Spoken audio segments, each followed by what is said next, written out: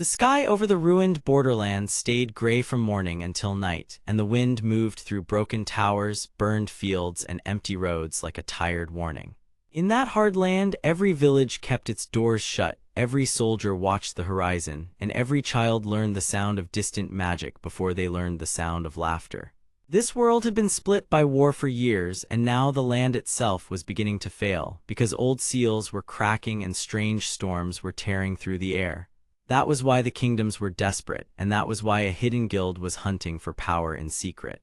At the center of all that fear was Kael, a plain student from another world, a young man with black hair and an ordinary face, who only wanted to survive the day he had been dragged through the sky and dropped into this broken place. He did not understand the war, he did not know the names of the kings, and he certainly did not know that his body had become the one thing everyone wanted. Yet the danger around him was simple and clear. If he was captured, turned, or broken, then the collapse spreading across the continent would only speed up. And if he learned to use his strange power, then he might be the only person who could stop it. Kael had no plan, no training, and no reason to be brave, but fate did not care about any of that. The first to find him was a spirit guardian named Iris, a woman with silver-white hair, pale eyes, and a body made of half light and half broken mist. She had once served as a protector of the old seals, and her duty was to guide a chosen bearer, but some deep damage had shattered her spirit into pieces, so she now spoke in calm words while carrying a hidden pain that never left her. Iris told Kael that the land was failing because the great seal network below the continent was cracking apart, and every kingdom was racing to control the final source of power before the whole realm fell into chaos. She also told him the one rule that mattered most. His strange gift did not work on every spell at once. It only awakened when a spell reached its zenith, the exact peak where its force became complete, and in that single instant he could rewrite it into something new. That meant he could turn a fire blast into a shield, a spear of wind into a strike of his own, or a crushing curse into a force that sent the enemy back. The power was incredible, but it was also dangerous because if he hesitated even a moment, the spell would finish first, and he would be overwhelmed like anyone else. Before Kael could ask more, soldiers of the Red Kingdom rushed into the ruined square, led by a stern commander named Victor, a man with dark brown hair, sharp eyes, and a cold mind. Victor wanted Kael alive because his kingdom believed Kael could become a living weapon, one that would end the war quickly and put the entire continent under Red Kingdom control. Kael did not know any of that yet, but he did know the fear in Victor's voice, and he did know the spell staff rising toward him. When the attack burst forward, Kael felt time narrow into a single line, and at the exact peak of the spell he spoke a word he did not understand. The magic bent, twisted, and answered him. The fire became a hard ring of force that hurled the soldiers back. In that instant, Kael understood that the power inside him was real. Kael and Iris fled through the broken roads, moving from one ruined shelter to another while the war closed in around them. Each time they stopped, Iris taught him more about the Zenith rule, and each lesson came with danger, because enemies kept appearing just when he was forced to practice. A wind mage from the Blue Kingdom tried to trap Kael near a river bridge, but Kael waded through the rising pressure, watched the spell gather strength, and then rewrote it into a sharp burst that shattered the bridge deck and forced the mage to retreat. A troop of sword soldiers cornered them at a fallen gate, and Kael learned that his power could even touch magic woven into weapons, as long as he caught the attack at the precise peak of release. He was still clumsy, still scared, and still sick at the thought of hurting anyone, but every fight made the truth harder to ignore. His gift was not simple defense. It was a mirror that turned enemy force into his own answer. Still, the more he used it, the more attention he drew. Victor kept chasing him from the Red Kingdom side, while a cold man named Damien, who led the hidden guild called the Black Loom, began sending assassins to watch Kael from the shadows. Damien had a cleaner and more terrible motive than the kings. He believed the world was already collapsing, so he wanted to seize Kael, study the Zenith power, and use it to control the final breakdown instead of letting the kingdoms fight over it. He did not care who suffered, he only cared about owning the end. It was after one narrow escape in a half-burned library under the city of Brookhaven that Kael met the second companion who would change his path. Raven was a rogue shadow thief, a young woman with black hair, quick hands, and a smile that never showed her full trust. She stole maps, keys, and secrets for whoever paid well, but she had her own reason for helping Kael.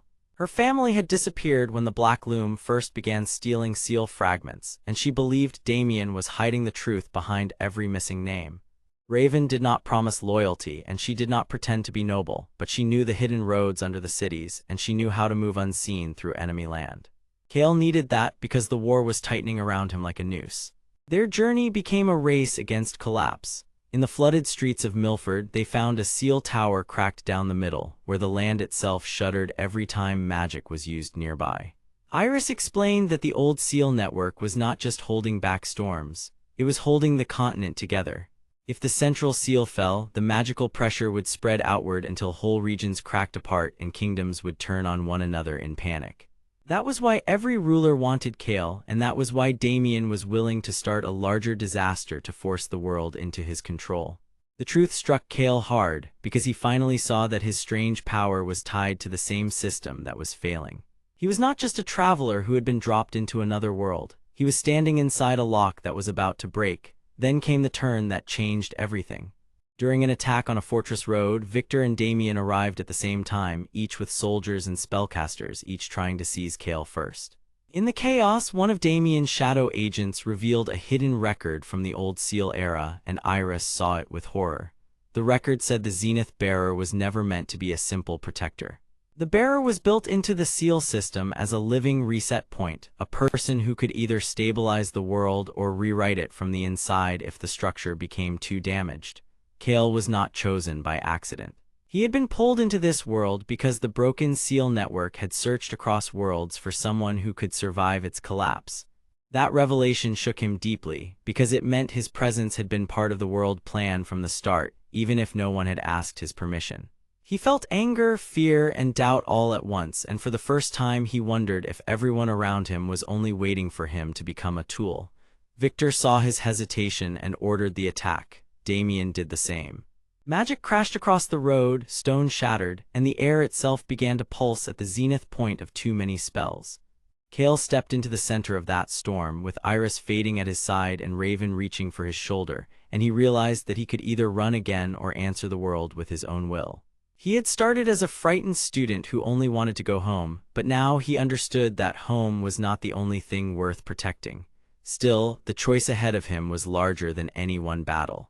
The next spell that rose to its peak would decide whether Kael became a shield for a broken world or the force that remade it from the ground up. The clash was only beginning, and the road ahead was still hidden in shadow. The night above the broken field was heavy and low, and black clouds rolled over the land like a warning that never ended.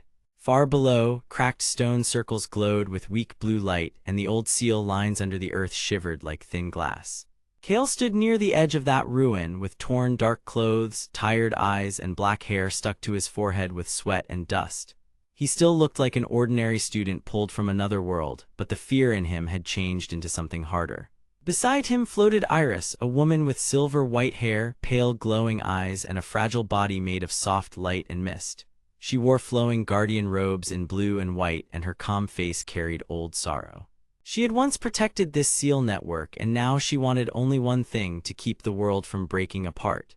Behind them moved Raven, a woman with black hair, sharp eyes, and a lean thief build, dressed in a dark hooded outfit with leather straps and light armor.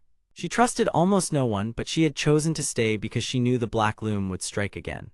Far away, Victor, a stern man with dark brown hair, a sharp jaw, and Red Kingdom armor, gathered his Red Kingdom soldiers in hard metal lines, because he believed the broken seals should be seized and controlled before anyone else could use them. And deeper in the shadows, Damien, a man with black hair, pale skin, and elegant dark robes trimmed in black and silver, watched through his hidden guild, because he wanted Kael alive, useful, and bound to the Black Loom. The danger was simple and terrible. If the next spell peak was forced open in the wrong way, the seal network could fail across the land, storms would spread, and whole regions could lose their balance. Kael understood that now, and for the first time, he also understood that running away would not save anyone. It would only leave the world to people who wanted to own it. A sharp tremor rolled through the ground, and the blue light beneath the stone circles suddenly turned red at the edges. Iris lifted one pale hand, and her voice came soft, steady, and sad. She told Kael that the seal network was not one single wall, but many hidden seals tied together under the continent, each one holding back pressure, storm, and ruin. Long ago, the Guardians had built it to keep the land stable, but now the damage had spread from one broken point to many. Victor wanted to force the seals into a military chain because he believed a strong army could make order from the collapse. Damien wanted to steal seal fragments and use them to make the Black Loom untouchable because he believed that a secret hand should rule from behind fear. Neither man cared about the people who would suffer if the land split again. Kael listened, and the weight of it made his chest hurt because the choice was no longer about his own return home. It was about whether anyone would have a home left. Before he could answer, Raven grabbed his arm and pulled him behind a shattered pillar as black arrows of shadow cut through the air. Black Loom agents appeared from the dark slopes wearing face coverings, hidden armor, and moving with quiet skill. They did not shout. They did not waste motion. Their goal was clear: to force Kael into another peak spell so Damien could study Zenith power at full strength. Raven swore under her breath, then threw a small blade into the stone, where it burst with a flash that blinded the first wave. Red Kingdom soldiers answered from the far ridge with red and gold armor gleaming under the clouds, and Victor himself stepped forward with a cold expression, raising his staff as if this battlefield already belonged to him. He ordered the soldiers to surround the ruin, not to protect the people, but to capture the seal site before Damien could claim it. Kael felt the pressure from both sides at once, and his hands shook because every path in front of him looked like a trap. Then the spell peak began. A deep pulse rose from under the ground, slow at first, then stronger, until the whole ruin hummed with power. Kael had felt this before, that strange moment when a spell climbed to its highest point and Zenith power woke inside him. The power was invisible, but he could feel it like a line of heat through his chest. It did not create magic from nothing. It took the enemy's spell at the exact peak and rewrote it into a new form that Kael could control. That rule had once terrified him because if he failed the timing, the surge would crush everything nearby. But now the rule mattered in a new way because it was not just a weapon. It was the only way to stop two enemies from tearing the seal network apart for their own plans. Victor cast a wide red binding spell meant to pin the ruin and freeze everyone inside it. Damien answered with a black lattice of hidden threads meant to steal the spell structure and feed it into the Black Loom. The two forces rose together, collided, and began to overwhelm the broken circle. Kael looked at Iris and she gave him a gentle nod. She did not tell him to be brave, she told him to choose. Kael stepped out from cover, his face pale but steady, and he reached into the rising spell at the exact peak. For one breath, the world went silent. Then Zenith power moved through him like a blade of light, and the red binding spell cracked into a shield-shaped lattice, while the black threads twisted into chains that snapped back on their own makers. Victor staggered as his control spell turned useless. Damien narrowed his eyes as his own hidden structure was forced to retreat. The soldiers and agents both stopped, surprised by the impossible turn. Kael had not destroyed their power. He had rewritten it. He had taken the world answer they tried to force on him and made it answer to his own will. But the victory was not clean because the seal beneath the ruin answered the change with a much stronger pulse. A hidden chamber opened under the cracked stone, and from it rose an ancient seal fragment, bright as cold fire, wrapped in layers of old script and broken light. Iris gasped, and for the first time her calm face changed. She admitted that this fragment was the reason she had followed Kael so closely. Long ago, she had been the guardian who helped hide the deepest seal pieces when the first leaders grew greedy. She had not told him before because she feared he would feel used, and because she feared the truth would push him away. The fragment had been waiting for someone who could survive its reaction without letting the power break loose. Kael stared at her in shock because her silence now made sense, even if it still hurt.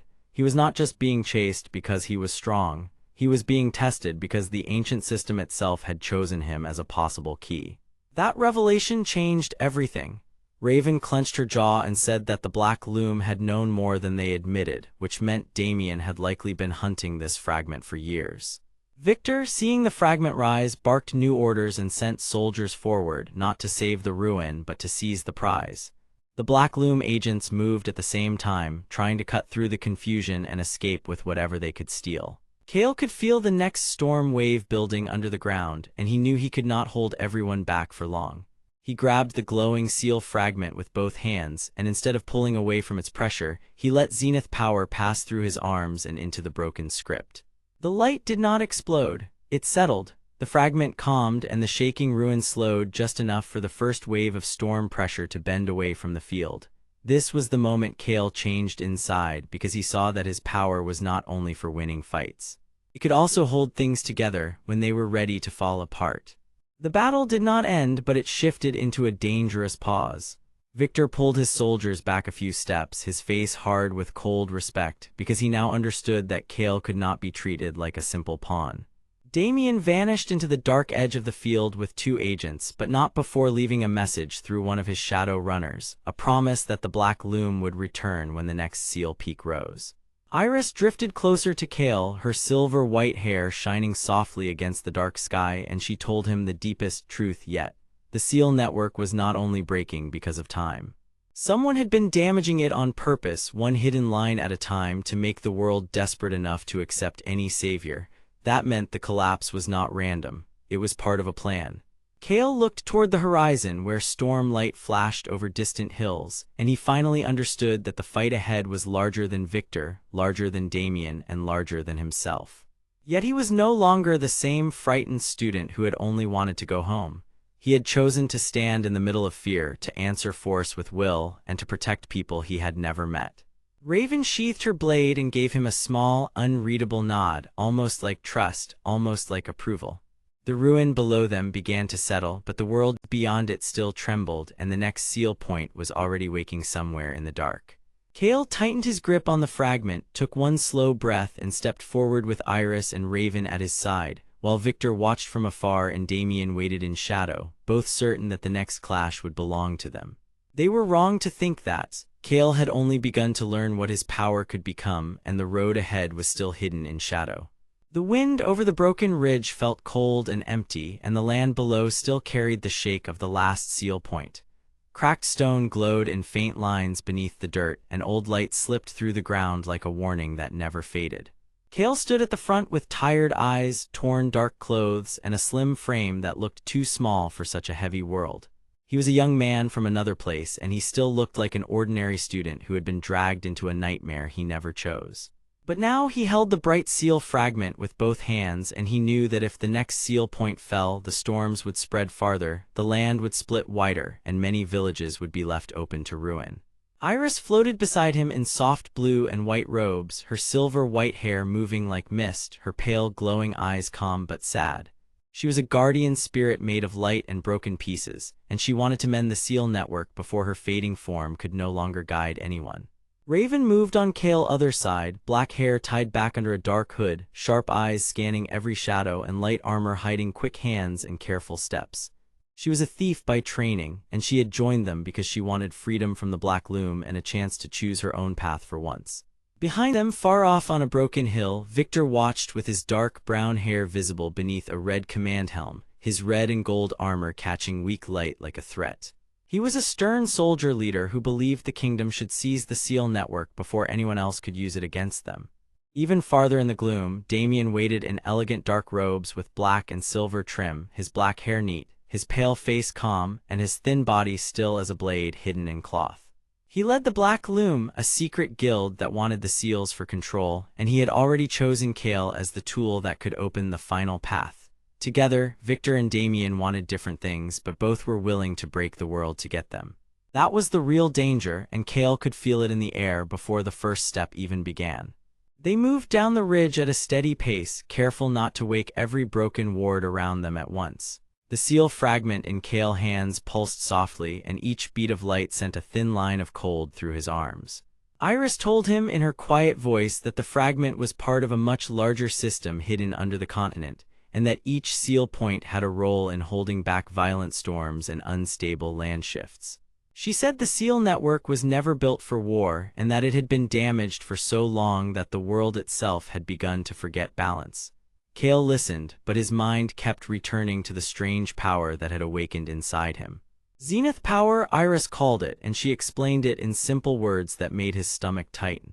When a spell reached its highest point, Kael could touch that peak and rewrite the magic into a new form, as if he were taking the last note of a song and changing the entire melody.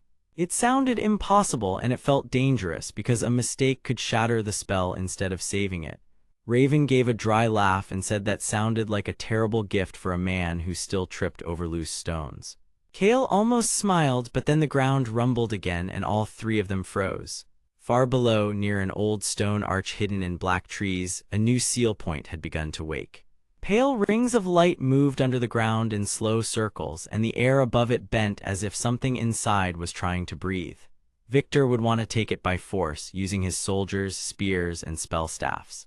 Damien would want to arrive first through hidden roads, traps, and secret hands, but both of them were moving too slowly, and that gave Kael one small chance. He tightened his grip on the fragment, and Iris turned toward him with a look that mixed hope and fear. She knew this seal point could either teach him control or crush him under its first surge. They reached the edge of a narrow basin where broken pillars stood like old teeth, and the waking seal point glowed at the center in cold blue fire. Red Kingdom soldiers appeared first on the far ridge, moving in disciplined lines with helmets, cloaks, spears, and spell staffs held ready. Victor led them with hard control, his voice carrying across the basin as he ordered them to secure the ground and drive back any threat. He did not speak like a man who feared the seal point. He spoke like a man who believed all power should answer to command. That was his motive, and it was simple enough to understand. The kingdom had lost too much ground, and Victor thought that if he did not seize the seal network now, enemy forces, rogue magic, and chaos would spread beyond repair. He wanted order, but he wanted it through force, and that made him dangerous. At the same time, shapes moved in the shadow of the rock wall behind Kael. Black Loom agents slipped through hidden paths, dark cloaks blending with the stone, faces covered, steps light and silent. Damien had sent them to wait, and his calm voice soon came from the dark as he told Kael that the fragment belonged in a wiser hand. He said the world was too unstable for trust, and that only careful control could keep stronger people from using the seals as weapons. His motive was colder than Victor's motive because he did not want to save the world for others. He wanted to guide it from behind curtains, to collect seal fragments, to study Kael power, and to turn fear into obedience. Then the first true clash began. Red Kingdom soldiers rushed the basin entrance, and Black Loom agents cut across the side paths, each side trying to reach the seal point first, while Kael and his companions stood in the center between them. Stones cracked, spell light flashed, orders were shouted. Raven pulled Kael behind a broken pillar and warned him that both sides would use him if they could. Iris drifted forward and raised her glowing hands, trying to calm the seal before the storm inside it spread wider. Kael felt the fragment heat up, and he saw the seal point pulse in answer. Something huge was building there, and the next moment would decide whether the basin became a bridge or a grave for the land itself. Then the twist came, and it changed everything Kael thought he knew. As the seal point opened wider, a buried voice rose through the light, not from Victor, not from Damien, but from the fragment itself. Iris staggered as if she had been struck by a memory, and her broken light body flickered for one sharp instant. She whispered that the fragment was not only a piece of the seal network. It was also a key, and long ago it had been split from a guardian core to hide a terrible truth. The old guardians had not just sealed the storms away, they had also sealed away the reason the network was failing. Kael looked at her, confused and shaken, while Raven glanced between them with new suspicion. Iris finally said the truth in a low voice. The seal network was damaged because someone had once fed warped power into it from the inside, and that poison still lingered under the continent. The next seal point was not simply waking. It was reacting to a hidden corruption that had waited for years to be found. That meant Victor was not fully wrong to fear the seals, and Damien was not the only one hiding a plan. The worst danger was deeper than either of them knew. Before Kael could speak, the seal point burst upward in a ring of blue light, and the surge pushed both the Red Kingdom soldiers and the Black Loom agents back from the center. Victor shouted for his soldiers to hold the line. Damien ordered his people to vanish and circle around, but Kael felt the surge in a new way. The peak of the magic rose exactly as Iris had warned, and Zenith power answered in him like a sharp, clear bell. He reached out without thinking, touched the highest point of the spell, and rewrote the force into a steadier pattern.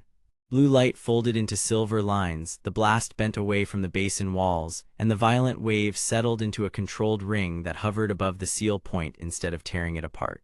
The effort nearly drove him to his knees, but he stayed upright because this time he understood what he was doing. He was not stealing magic, he was guiding it. Victor stared in open shock. Damien, hidden in shadow, narrowed his eyes for the first time. Raven let out a sharp breath and gave Kael a look that said she had just seen a door open inside the impossible, but the seal point did not fully calm. Under the new ring of light, another layer of darkness stirred, and a hidden shape moved below it like a second wound inside the earth. Iris looked at Kael with deep sadness and said the corruption had awakened at last. Then she pointed toward the far side of the basin, where a tunnel mouth had just opened in the rock, black and wet with old magic. From that tunnel came another pulse, colder than the first and far more dangerous. Kael gripped the fragment again, now with fear and purpose together in his chest, and he took one step toward the opening as Victor and Damien each prepared their next move, both unaware that the real battle had only just begun. The basin felt colder now, and the air had changed in a way that made every breath feel sharp. Wet stone walls surrounded the broken ground, and pale light from the shattered seal fragments made long shadows shake across the rocks. Above them, the battlefield's silence had not ended, but it had become a tense pause that felt worse than noise. Kael stood near the newly opened tunnel with the ancient fragment in his hand, and he could feel the whole place listening. Iris floated beside him like a wounded star made of mist and pale light, her silver-white hair drifting as if the air itself could barely hold her. She was a guardian spirit, once bound to the seal network, and she wanted one thing more than anything else. She wanted the corruption stopped before it spread under the whole continent. Victor was still on the far side of the basin, a stern soldier with dark brown hair and Red Kingdom armor, and he wanted the fragments because he believed control would save the world. Damien stood farther back in elegant dark robes with black hair and a calm, cruel face, and he wanted Kael because the Black Loom had already decided that his strange power could be turned into a weapon. Raven, the black-haired thief with sharp eyes and a dark hood, watched all of them from the edge of the light because she trusted no crown, no guild, and no promise that was not paid for in truth. Then Iris spoke again, and her voice was soft, but it cut through the basin like a blade. She said the tunnel was not empty, and she said the corruption had not only awakened, but had begun to move upward through the seal lines. That meant the damage was no longer trapped below. It meant villages, roads, and cities could soon feel the same cold break that now lived in the rock beneath their feet. Kael looked at the fragment in his hand, and for the first time he understood that this was not just a strange prize or a personal burden. It was a broken piece of the world itself. If it was not repaired, storms would twist, the ground would fail, and the land would lose the balance that had kept people alive for generations. He had no grand plan, and he still felt like an ordinary student from another world, confused by every new truth, but he also knew something simple now. If he turned away, everyone there would lose more than a battle. They would lose their future. The first move came from Victor. He lifted one gauntleted hand, and the Red Kingdom soldiers moved at once, stepping into a tight formation with spears forward and spell staffs raised. Their red and gold armor flashed under the broken light, and their discipline made them more frightening than shouting ever could. Victor did not look at the tunnel. He looked only at Kael because he had made his choice long before this moment. He wanted the fragment, and he wanted the boy who could awaken it, because a power like Zenith could rewrite enemy magic at the peak of a spell. To Victor, that was not a wonder. It was a tool that could win wars. He called out in a hard voice that if Kael surrendered now, the kingdom would spare the basin and take control of the seal system before it shattered again. He believed order could only come through strength, and he believed that anyone who refused his rule would only make the collapse worse.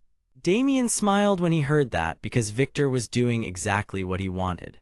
While the soldiers moved, the Black Loom agents slipped through darker cracks between the rocks, their cloaks blending into shadow like oil in water. Damien had no interest in saving the basin. He wanted the fragment network, the tunnel, and Kael all in pieces he could carry. The Hidden Guild had spent years stealing seal records, following secret roads, and creating controlled chaos so no ruler could fully see their hand.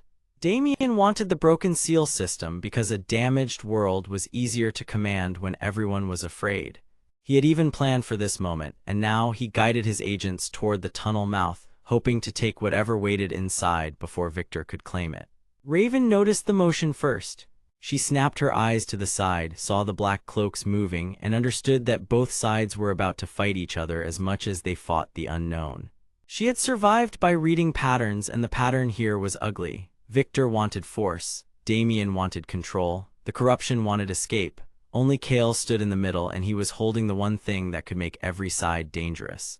Then the tunnel answered for itself. A deep pulse rolled out from the opening, colder than before, and the whole basin shuddered as if a huge hand had passed under the ground. The black whetstone at the entrance began to glow with thin blue lines, and old script appeared and vanished along the walls like memories trying to wake up. Iris turned pale, and for the first time her calm face showed open fear. She said the tunnel was not just a path. It was a seal chamber, one of the oldest hidden points in the network, built to store pressure from the land below. Long ago, the system had been made by many hands, not one kingdom, and each seal depended on the others to stay strong. But the network had been damaged for years, and now the deepest lock was failing. Something from beneath it was pushing up, and if it reached the open air before the seals were rebuilt, the break could spread through the continent in a chain. That was the real reason Iris had been so sad from the beginning. She had watched the network weaken while leaders fought over its pieces instead of healing it. Kael felt the fragment in his hand grow hot, then cold, then hot again, as if it knew the same truth. The Zenith power inside him stirred at the exact peak of the tunnel pulse, and a strange feeling shot through his body. He saw the blue lines in the rock, and without thinking, he let his power meet the fragment. For one bright second, the broken seal piece changed shape. It did not heal fully, but it did respond, and a ring of light spread along the tunnel wall before fading. Everyone froze. Victor lowered his spear just a little, and Damien narrowed his eyes with fresh interest. Kael had just done something no one expected. He had not only touched the fragment, he had awakened it enough to answer. That was the twist that changed the shape of the battle, because now both men understood that Kael was not merely a carrier of lost magic. He was a living key, and the ancient system itself was reacting to him. The effect did not stay quiet for long. The ground under the basin groaned, and a wave of cold air came from the tunnel mouth with enough force to blow dust across the stones. Out of that darkness, a shape moved. It was not a monster in the simple sense, and it was not a person either. It was a drifting mass of broken seal light, shadow, and old pressure, the kind of thing that formed when a long-trapped force finally found a way to breathe.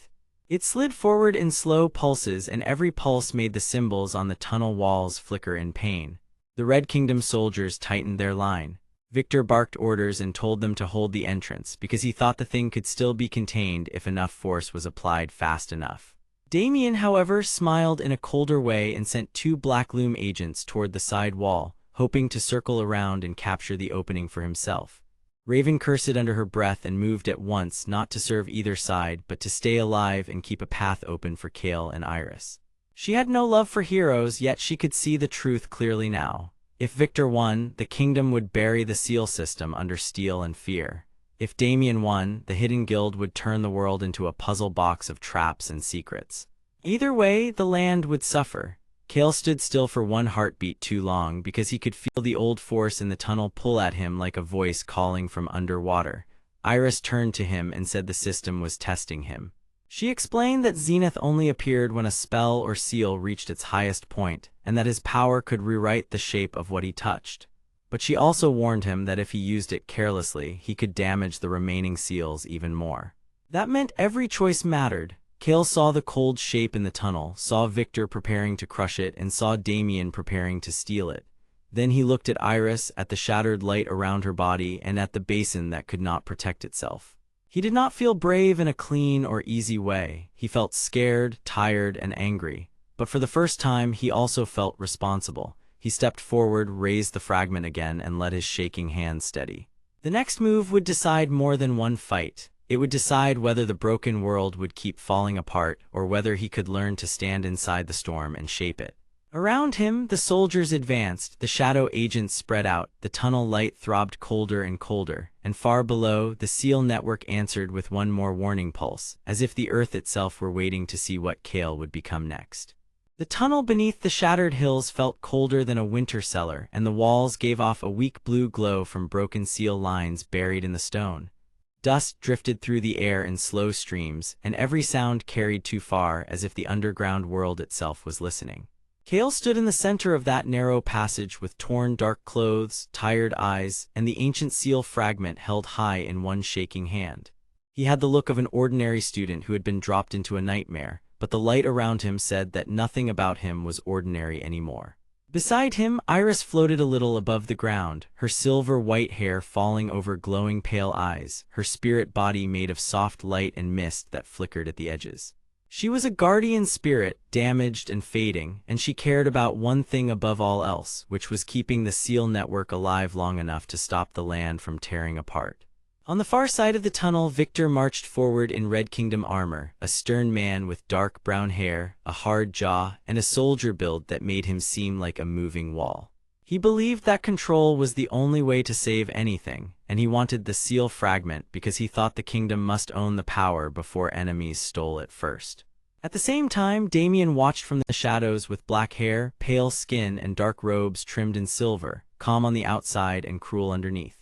He led the Black Loom, a secret guild that used spies, hidden roads, and careful chaos to gather seal fragments and turn them into tools of control. Around both of them, Red Kingdom soldiers formed a tight line with spears and spell staffs, while Black Loom agents spread wide through the dark with covered faces and quiet steps. Everyone in the tunnel wanted the same thing, and that made the problem clear at last. If Kael failed here, the fragment would be taken, the seal network would keep breaking, and the whole underground system that held back storms and unstable land would keep collapsing one layer at a time. Kael had to act now, but he still did not fully understand how his strange power worked, and that fear made his breathing quick and shallow as the tunnel light pulsed colder and colder. Victor raised one gauntleted hand, and his soldiers moved first, slamming shield edges into the stone and forcing the tunnel into a tighter line. One spell staff flashed red, then another, and a wide pressure wave rushed down the passage like a heavy door falling shut. Raven appeared from the side shadows at almost the same moment, a lean woman with black hair, sharp eyes, and a dark hooded thief outfit that let her move like a knife through smoke. She had no love for Victor, no trust for Damien, and no simple loyalty to anyone, but she did understand survival better than most people understood kindness. She slipped between two broken support pillars, grabbed a fallen spear, and shoved it into the floor to block the first wave of soldiers before it could reach Kael. Her eyes flicked toward him, and her voice stayed low and plain when she said that if he was going to become useful, now was the time. Iris drifted closer to Kael, her damaged light trembling as she explained the truth again in short, careful words. Zenith power did not work on normal magic at any moment. It only woke at the exact peak of a spell, right when power was at its highest and most unstable, and then it could rewrite that force into a new form that Kael could control. That meant Kael could not just swing blindly. He had to wait, watch, and feel the exact instant when the enemy magic reached its highest point, then answer it with the fragment in his hand. The danger was that if he missed that peak, the force would crush him, the fragment would stay asleep, and the seal network would keep screaming beneath the world. Kael swallowed hard, and for the first time he stopped looking like a confused outsider. He looked like someone trying to learn the shape of a storm before it swallowed him. Damien smiled when he saw Kael hesitate, because hesitation was something he could use. He gave a small hand signal, and Black Loom agents slid through cracks in the tunnel wall, their dark cloaks brushing stone as they cut off the escape path behind Kael and Raven. Their job was not only to steal the fragment, but also to force Kael into fear, because Damien wanted a controllable weapon, not a free person. He had spent years learning about the ancient seal system, and he knew that a person who could touch the peak of magic could rewrite more than a single spell. That power could reshape broken seals, steal control from rivals, and turn the whole continent into a board for secret games. Victor did not want that kind of hidden rule. He wanted a clear chain of command, and that made him dangerous in a different way. He ordered the Red Kingdom soldiers to push in with measured force, believing that if he seized the fragment before Damien could act, he might still save the kingdom from disaster. So both sides advanced at once, not because they worked together, but because each feared the other more than the collapsing world below them. Kael felt the pressure rise from every direction, and then the floor gave a deep warning shudder. Far beneath their feet, the seal network sent up another pulse, brighter this time, and the broken lines in the tunnel wall answered with a sharp crack of blue light. A hidden seal chamber somewhere below was failing fast.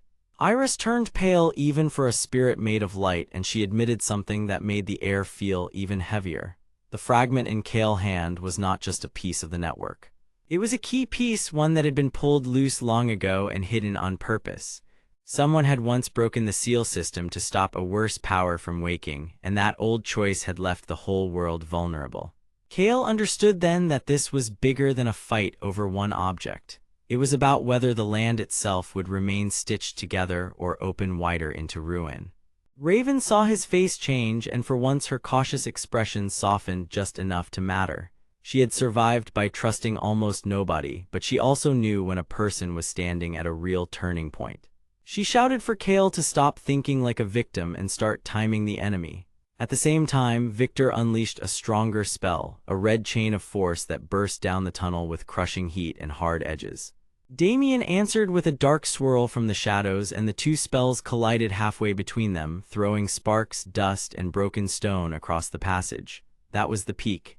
Kael felt it before anyone else did. The air tightened, the fragment in his hand burned cold, and the sound around him seemed to sharpen into a single clear note. He raised the fragment higher, not with perfect confidence, but with a new kind of focus that came from fear and choice together. Zenith power awakened like a silent blade. The red chain and the shadow swirl reached their highest point, and Kael touched that exact moment with the fragment. The force did not smash him. It bent, it changed. The red and black energies twisted into a pale blue ring of seal light that spread across the tunnel ceiling and slammed into the broken wall lines instead of into Kael's body. Every soldier froze for one breath because they could all see the impossible result. The attack had been rewritten. Iris stared with wide, pale eyes, and even she seemed shocked by how cleanly the power had answered him. Kael himself was shocked too, but not lost. For the first time, he understood that the strange power was not meant to make him a monster. It was meant to let him stand in the center of danger and guide it somewhere else. The rewritten seal light shot into the tunnel walls and lit up old markings that had been hidden for centuries. Lines, rings, and broken script spread outward in a wide map, and the shape they formed made Iris whisper in a voice filled with pain and relief. The fragment Kael held matched a missing part of the central seal route, and the route led far below them to a deeper chamber that still held the heart of the network. That was the twist neither Victor nor Damien had fully expected. They had both believed the fragment was a prize, but it was actually a path. If someone with Zenith power could restore the missing connection, then the whole seal network might be repaired enough to stop the worst collapse. Victor saw the map and immediately wanted to march on it with force, because he still believed power should be taken and protected by strength. Damien saw the map and wanted it hidden again, because a repaired network would reduce the value of his secret control. He ordered his Black Loom agents to seize Kael at once, while Victor barked for his soldiers to hold the line and push him back into command. The tunnel exploded into motion. Raven grabbed Kael by the arm and pulled him behind a broken pillar while firing a thrown blade into a weapon strap, buying him a few more seconds. Iris floated over the glowing map and used her damaged light to shield the most fragile lines before they could collapse. Kael looked at both women, one grounded and sharp, one broken and kind, and he realized they were the first people in this world who had shown him two different kinds of strength. One fought to survive, one fought to protect. He had to become both. The floor shook again, harder than before, and stone dust rained down from the tunnel ceiling. A lower passage cracked open nearby, and a rush of cold wind spilled out from below, carrying the smell of deep earth and old magic. That wind told everyone the same thing. The next seal chamber was opening, whether anyone was ready or not. Victor tightened his grip and moved his soldiers into a marching block, determined to claim the route before Damien could vanish with it. Damien stepped backward into the dark with a small, cold smile, clearly planning to send more agents through hidden side tunnels. Raven stayed close to Kael, not because she trusted him fully, but because she had seen enough to know he was now the center of the storm. Iris touched the glowing fragment path with trembling fingers and told Kael the hardest truth yet. The seal network would not heal itself. It needed a person who could stand at the peak, hold control without fear, and choose what the power should become. Kael did not answer right away. He looked at the soldiers, the shadows, the broken walls, and the faint blue path leading deeper into the earth. Then he lowered his shoulders, steadied his breathing, and took one step toward the opening below. He was still afraid, but the fear no longer owned him. Somewhere far beneath the tunnel, another seal pulse answered his choice, brighter and deeper than the ones before, as if the world had finally noticed that he was ready to move again.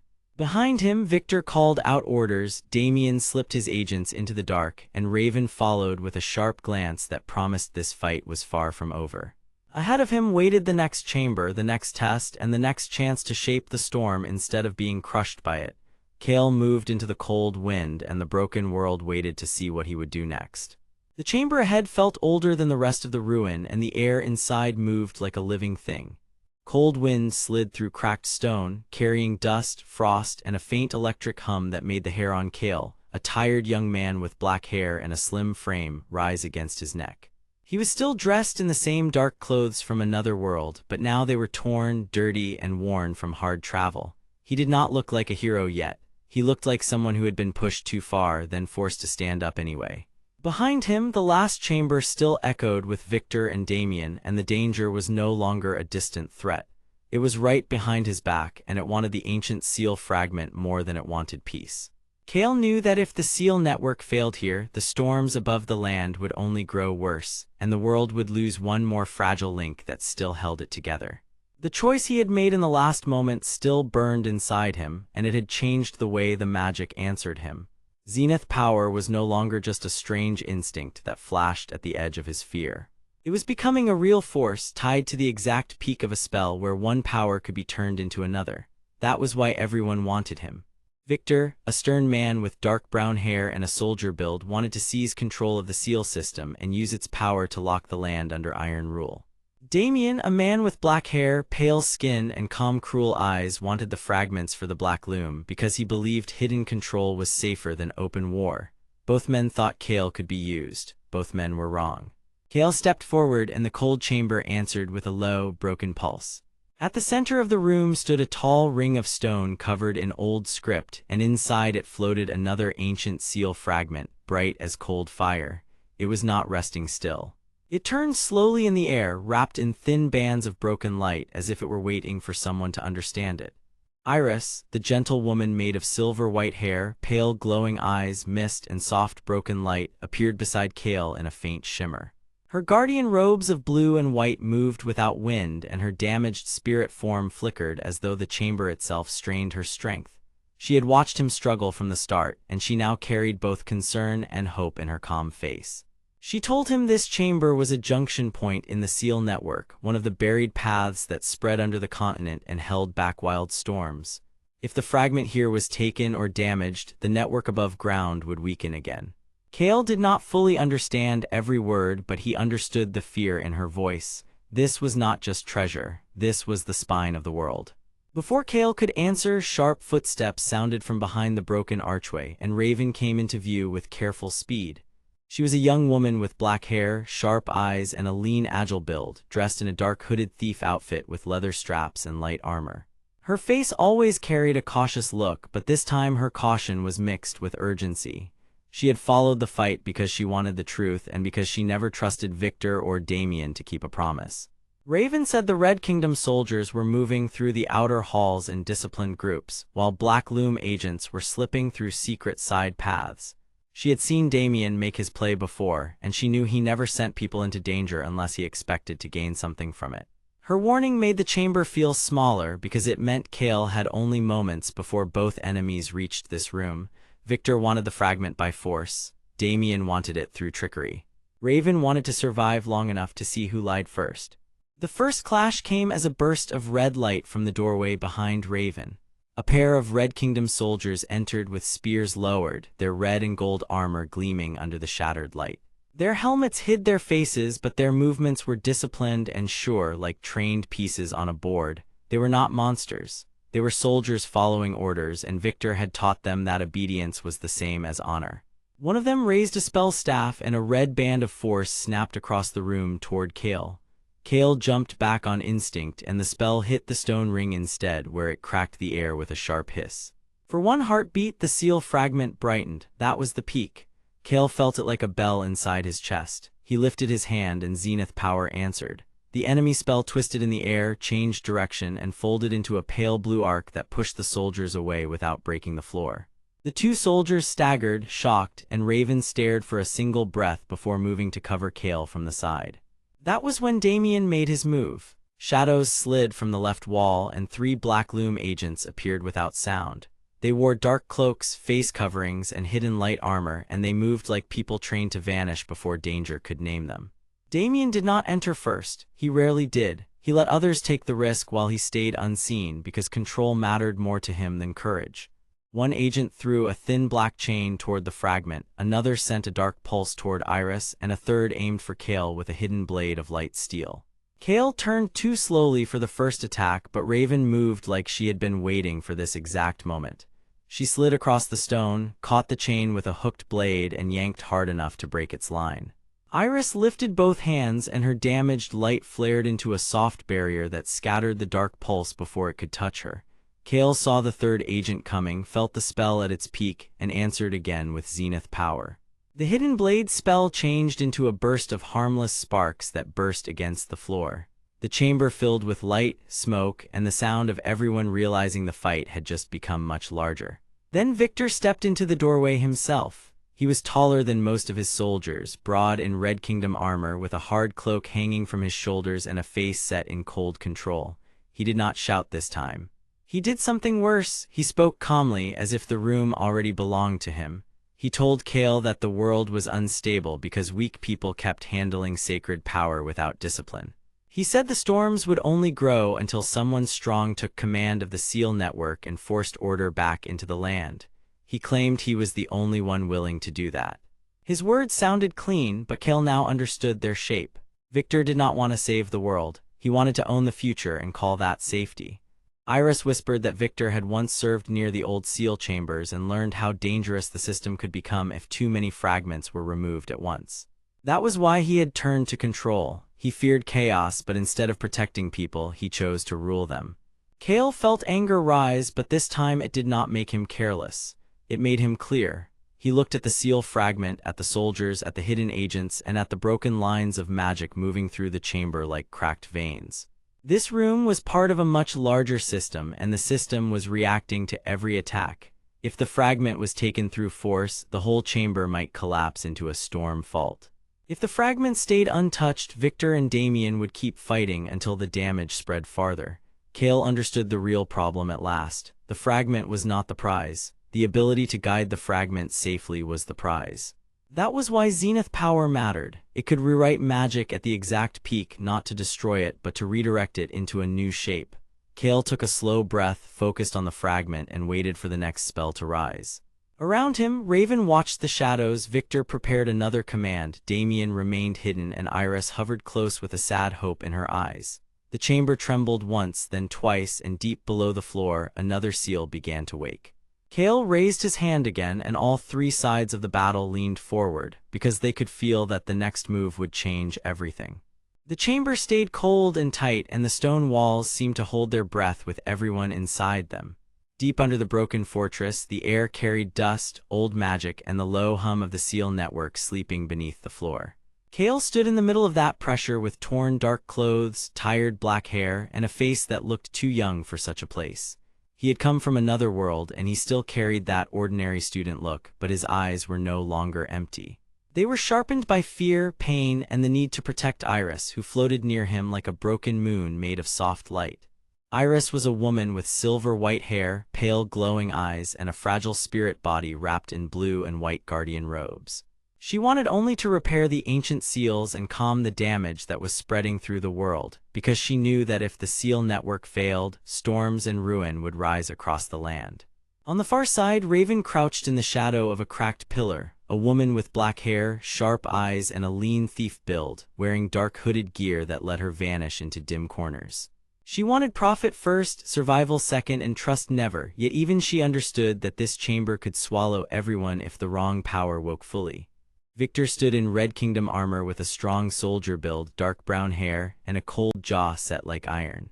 He believed power should be taken and held by force, because in his mind, only a firm hand could save a world that was already shaking apart.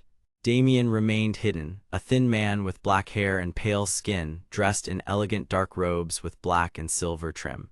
He led the Black Loom, a secret guild that used spies, hidden roads, and controlled chaos to gather seal fragments for its own gain.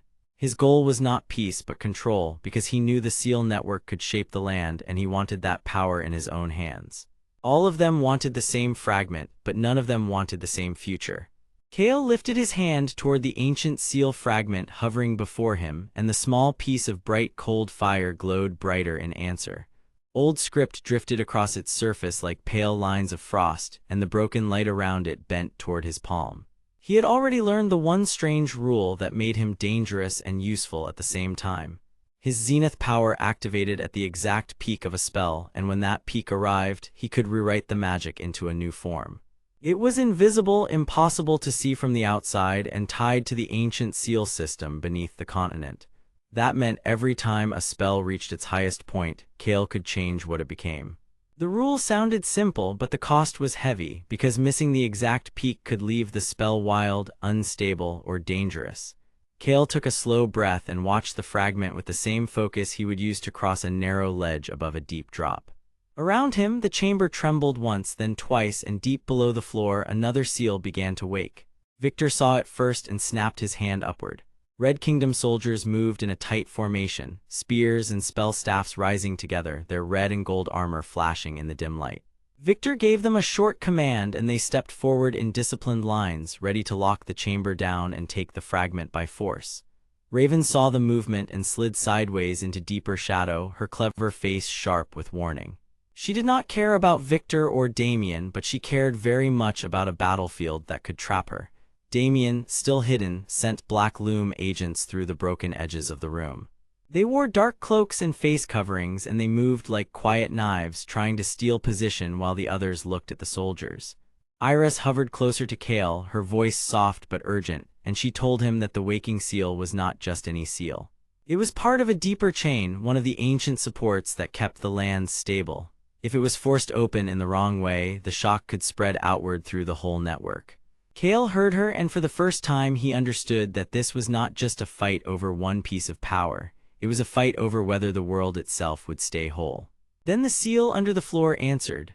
A ring of pale lines flashed through the stone, and a hidden pattern rose like a locked eye opening after a long sleep. Kael felt the spell gather not from one enemy, but from the chamber itself. Victor ordered the soldiers to hold the line and press forward. Damien whispered from nowhere, telling his agents to take the fragment before Victor could claim it. Raven shot a look toward Kael, then toward the ceiling, as if judging whether the safest move was to run or wait. Kael did neither. He stayed where he was and watched the fragment climb toward its peak. The glow sharpened, the hum deepened, the air around his hand began to distort. Iris floated beside him and told him in a voice filled with pain and hope that the seal needed to be guided, not crushed. She was the guardian of this broken system, and she had been protecting its pieces for a very long time, even after her own spirit body had been damaged by the same collapse. That was the first clear twist in the chamber.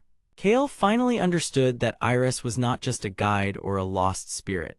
She was part of the seal network itself, one of its living anchors, and the reason she looked so sad was because she had been holding the damage together for far longer than anyone knew.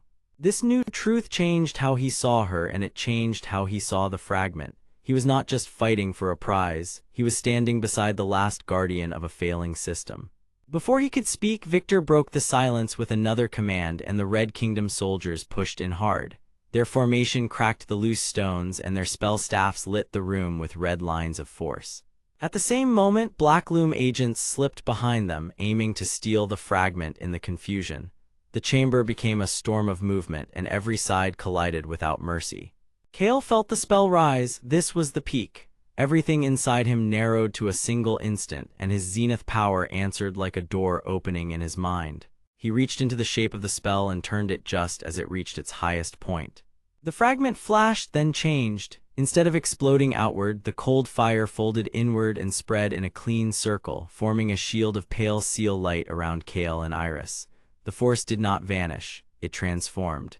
A wave of broken magic rolled across the chamber and struck the charging soldiers and the hidden agents alike, forcing both sides back several steps. No one was harmed, but the impact was strong enough to make the floor shake and the walls groan. Raven ducked behind a shattered pillar and stared with wide eyes because she had not expected Kael to control the spell so cleanly. Victor's face tightened with anger because he had just watched a weapon he wanted become something he could not predict. Damien, still hidden, stopped speaking for a moment, and even his calm control seemed to thin. Kael himself felt the strain rush through his arms and chest, but he stayed upright. Iris looked at him with deep relief because she could see the difference between raw force and true control. She understood that Kael was not simply copying power, he was learning how to shape it with purpose. Then the second surprise came, and it hit harder than the first. The circle of seal light around Kael opened a hidden mark in the floor, and a deeper chamber began to rise. A stone plate slid aside with a long grinding sound, revealing old walls covered in the same script as the fragment, but now the script formed a map. It was a map of the seal network, and one section near the center had already been marked as stolen. Victor had not been hunting the fragment only for conquest. He had been following a route to the heart of the network because he believed that if he controlled the central seal, he could command the entire land and end every rival at once.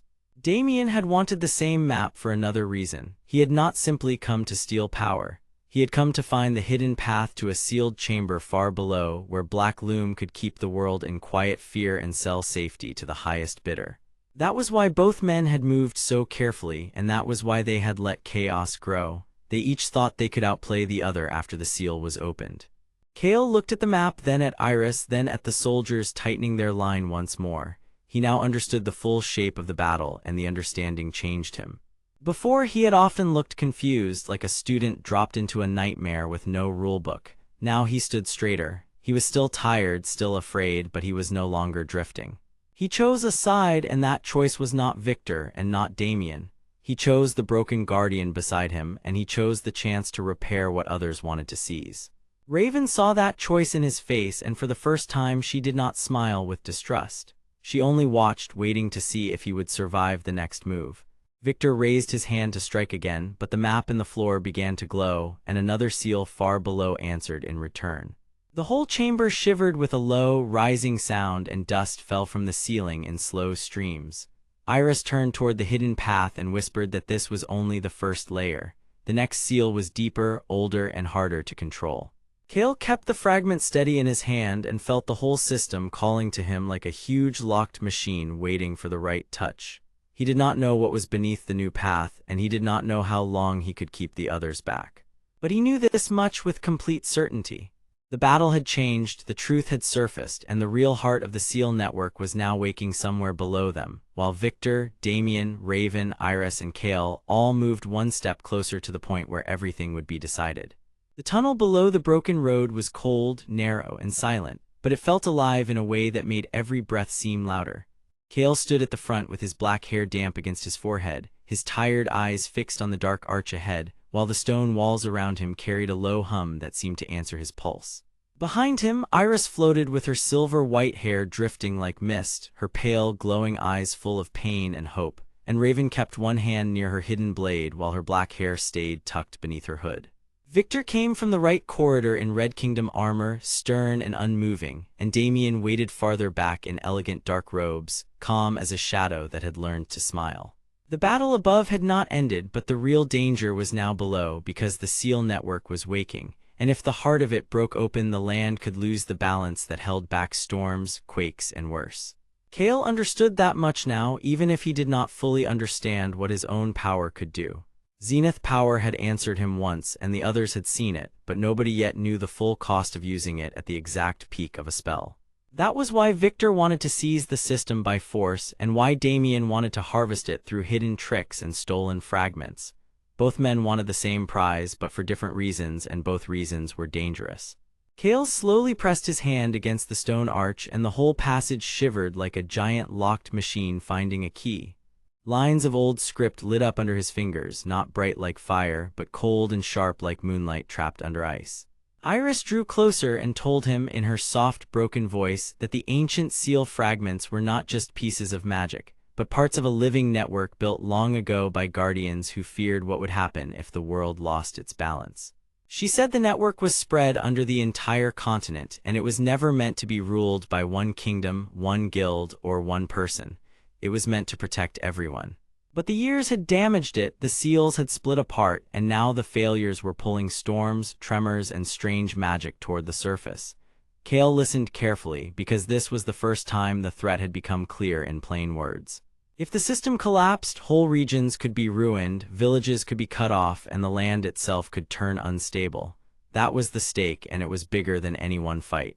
Raven crossed her arms and said that Damien already knew that, which was why he had been hunting the fragments in secret. He did not want to fix the seals. He wanted to control the people who still depended on them. Victor, hearing that, only narrowed his eyes and said that control was better than chaos, because weak hands always broke what strong hands could hold. His motive was simple and frightening. He believed the world could only survive under a hard rule, and he saw the seal network as the perfect weapon to force obedience. Damien gave a small smile and answered that Victor was still too honest about his hunger. Damien wanted something more precise. He wanted the whole system to obey only his hidden guild, the Black Loom, so that every road, every message, and every rescue route could be controlled from the dark. He did not care if the land healed, as long as he became the one who decided who got power and who stayed helpless. The ground trembled again, and this time the tunnel behind them opened with a heavy grinding sound. Red Kingdom soldiers moved forward in disciplined lines, their gold-trimmed spears lowered and their spell staffs glowing faintly, while Black Loom agents slid through side shadows with covered faces and light armor that swallowed the weak lantern light.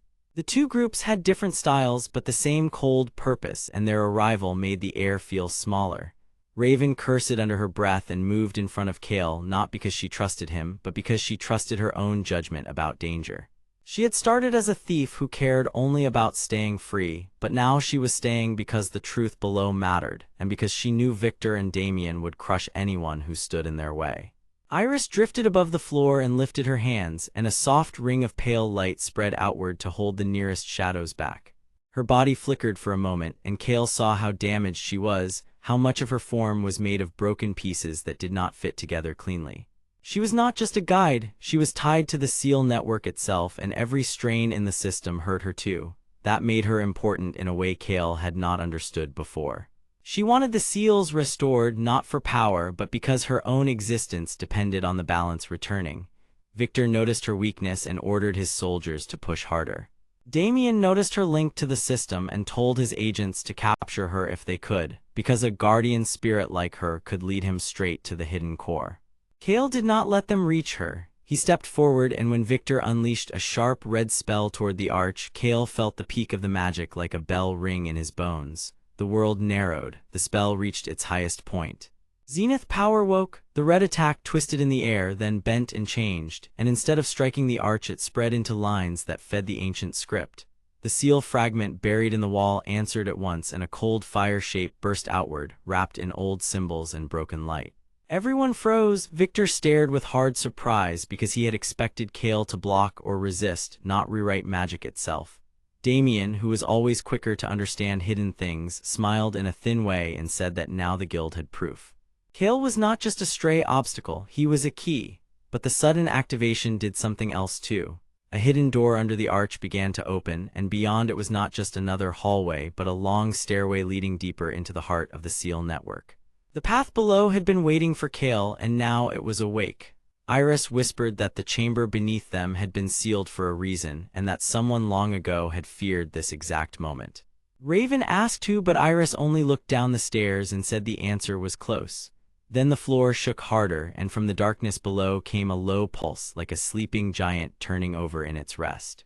Kael felt it calling to him in the same strange way the system had before, except now the call was stronger, clearer, and almost human. It was not just a machine, it was a heart. The first to move was Damien. He raised one hand, and his Black Loom agents rushed forward in a careful wave, trying to slip past Victor's soldiers and reach the stairway first. Victor answered with a hard command, and the Red Kingdom troops surged to block them, turning the tunnel into a violent clash of steel, light, and smoke. Raven darted along the side wall and cut through a hidden cord trap before it could fall on Kael, proving again that she never wasted emotion. She glanced at him once and said that if he had any chance of controlling that strange power again, now would be the time. Kael swallowed, forced his fear down, and reached toward the open stairway. The seal fragment inside the wall pulsed in answer, and the cold fire around it spread across the floor in branching lines. He did not fully understand the rules, but he understood the pattern. The magic wanted balance, and the broken pieces wanted to join. Victor saw the glow and ordered a direct push, hoping to seize the root before anyone else could. Damien, seeing the same light, quietly changed his plan and sent 2 agents not toward the stairs but toward Iris. He understood that if he could control the guardian spirit, he could control the path itself. That was the twist hidden under all his polished calm. He had never cared only about the fragment. He cared about turning the entire seal network into a map only he could read. Iris recoiled as one agent reached for her, but Kael reacted before fear could stop him. He slammed his hand toward the seal lines and Zenith power burst again, but this time he did not just rewrite an attack. He linked the broken light into a shield that pushed both the red spell and the shadow strike away. The force shoved the nearest attackers back and cleared a narrow opening toward the stairs. For a single breath, the tunnel went still. In that stillness, Iris looked at Kael with something close to surprise and then with quiet trust. She told him that the heart below was not simply a power source. It was a judgment point where the old system chose whether a seal bearer was worthy to guide it or foolish enough to break it.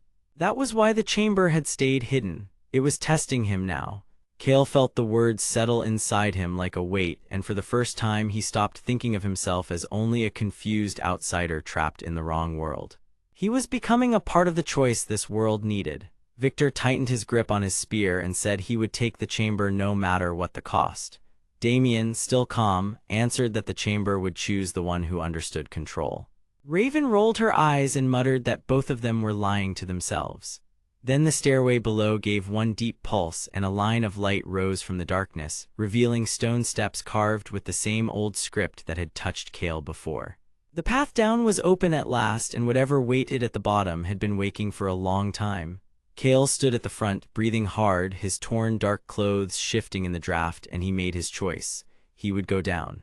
Not for Victor, not for Damien, not even only for Iris. He would go because the world above could not survive another broken seal, and because he was beginning to understand that power meant nothing if he did not use it to protect people who could not protect themselves. But as he placed one foot on the first step, a deeper sound rolled up from below, and Iris suddenly went pale. She whispered that the true core was not alone. Something else was already inside the chamber, and it had heard them coming.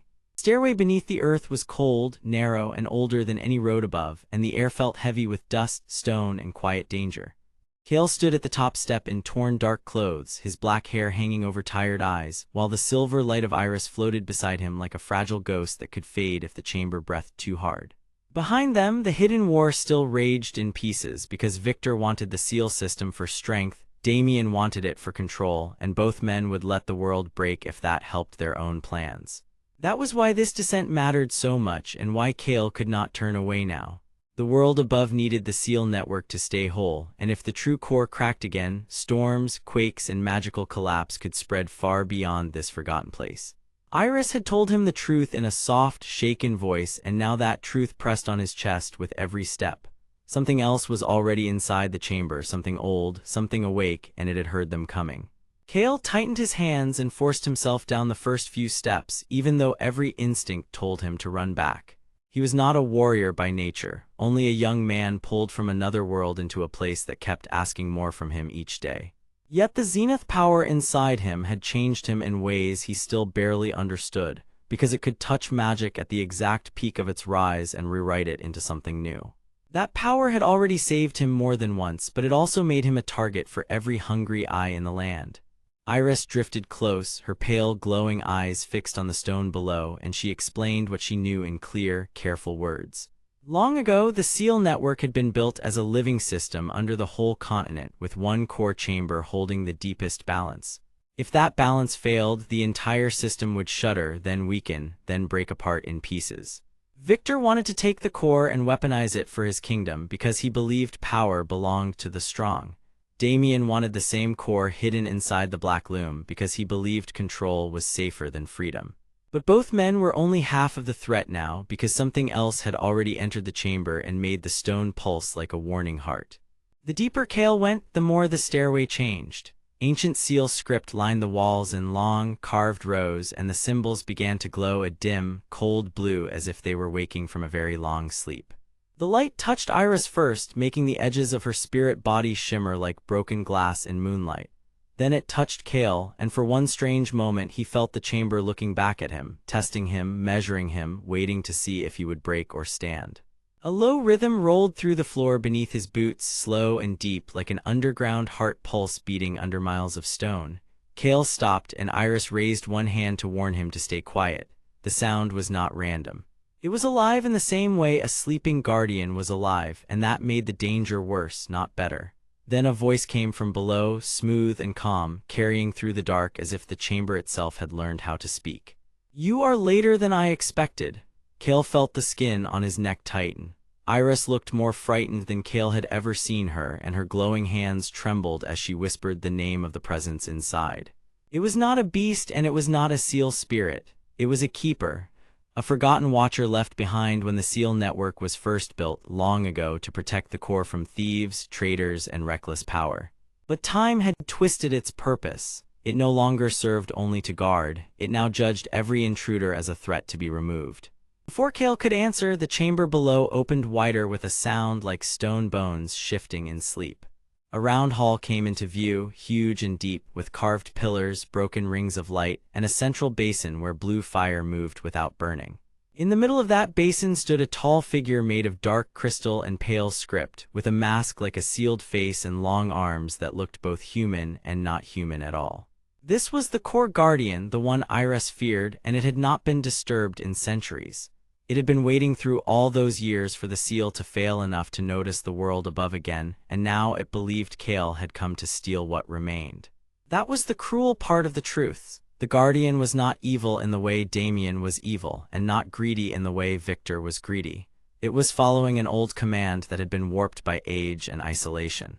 It believed that no outsider should touch the core unless the world itself had already chosen them.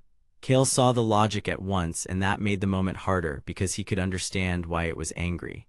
He also understood that if he answered the wrong way, the chamber would close forever, or worse, it would lash out and fracture the seal lines beyond repair.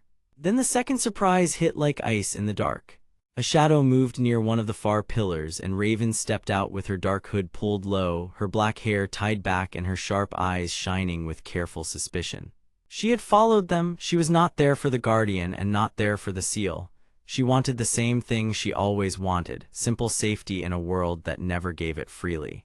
But she had learned that Damien had sent Black Loom agents to this chamber through hidden paths, and she had come to stop them before they could claim the fragment first. Raven lifted one hand to show she carried no weapon drawn, then warned Kael that Victor's Red Kingdom soldiers were moving through the upper tunnels too. The war was closing in from all sides. Damien wanted the chamber open so he could steal the seal fragment and bind Kael under his control.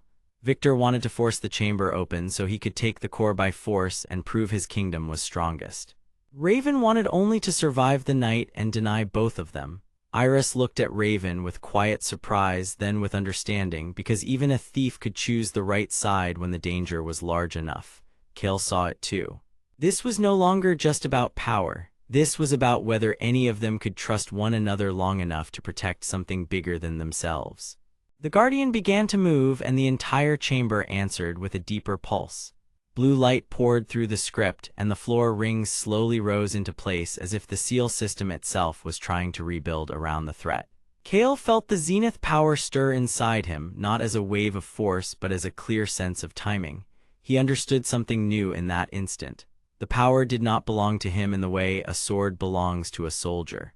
It appeared only at the peak of another spell, another surge, another breaking point, and it asked him to shape chaos into order.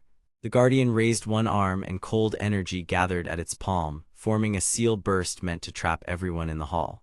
At the same time, far above, the sounds of armored boots and shouted commands echoed down the shaft, meaning Victor had reached the upper doors.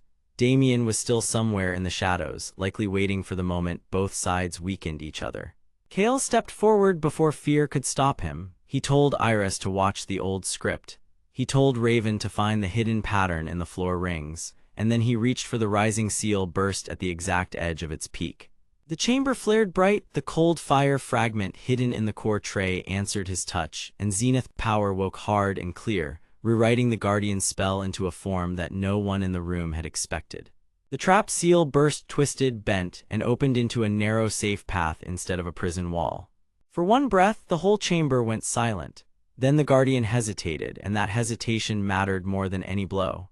The great crystal figure turned its sealed face toward Kael as if seeing him for the first time not as a thief, but as someone trying to protect the living world above. Iris moved into the light and spoke the old words of the chamber, her damaged spirit body trembling but steady, and the ancient script around the room glowed brighter in answer. Raven used the opening to reach a side ring and pull back a hidden plate, revealing the true shape of the chamber floor. The seal was not one broken piece. It was a network of linked nodes, and the chamber below was only one heartbeat in a much larger body. That was the real revelation. If this core failed, the damage would spread outward in a chain, but if it could be stabilized here, the whole system might hold long enough to be repaired. Kael realized then why the Guardian had been so harsh. It had not been defending treasure. It had been defending the last stable link in a world that still needed time. The Guardian lowered its arm a little, as if testing whether Kael truly understood. But before anyone could speak again, a new sound cut through the chamber from a lower tunnel, soft and steady and far too calm. Someone else was arriving. The Black Loom had found a way in, and Victor's soldiers were nearly at the door. Kael stood between the waking core, the uncertain Guardian, and the darkness rising on both sides, knowing this moment was only the start of a much larger battle. The lower tunnel stayed hidden in shadow, but its sound kept coming, soft and steady, like calm footsteps that refused to hurry. Kael stood in the cold blue glow of the underground seal chamber, where the ancient script still shimmered across the walls and the underground heart pulse throbbed beneath the stone floor. The Guardian, a tall figure of worn light and old duty, held one arm half raised, still testing Kael with a silent warning.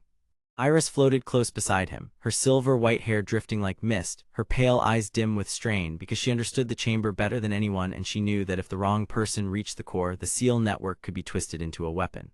Raven crouched near a cracked stone pillar, her black hair hidden under a dark hood, her lean body ready to spring, because she trusted almost no one and expected betrayal from every side. Kael, a slim young man with black hair, tired eyes, and torn dark clothes from another world, could feel the truth pressing on him now. If he failed here, Victor would seize the chamber by force, Damien and the Black Loom would steal the seal fragment through lies and shadows, and the broken world above would suffer from storms, cracks, and falling order until the entire land buckled under the damage. That danger was no longer a rumor. It was here, breathing in the walls. The calm sound from the lower tunnel became clear at last, and Damien stepped out first, as if he owned the darkness itself. He was a thin man with black hair, pale skin, and elegant dark robes trimmed in black and silver, and his face carried a patient, cruel calm that made every movement seem planned long before the moment arrived. Behind him flowed 3 Black Loom agents in dark cloaks and covered faces, quiet as smoke and armed with hidden blades and short staff rods that glinted once before vanishing into shadow again. Damien gave the chamber one slow look, then rested his gaze on Kael with the patience of a trap that finally had the right prey. He wanted the seal fragment, but not because he cared about the world above.